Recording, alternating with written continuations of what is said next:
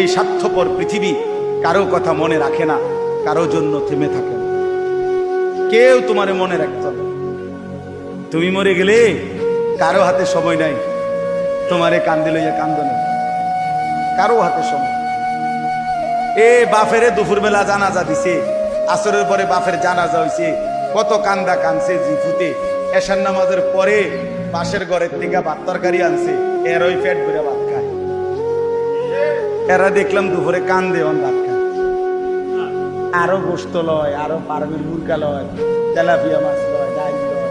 বাহ, কি আপনারা দেখলাম বিকালে কি কান্দাটা কানলেন,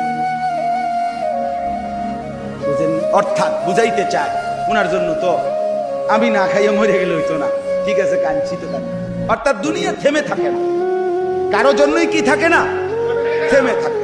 এই জন্য দুনিয়া নিয়েই ব্যস্ত না হই, আখিরাতের ফিকির করি। আল্লাহ তাআলা আমাদেরকে তৌফিক দেন। আজকের এই মজলিস, আজকের এই মজমা আল্লাহ কবুল করে নেন।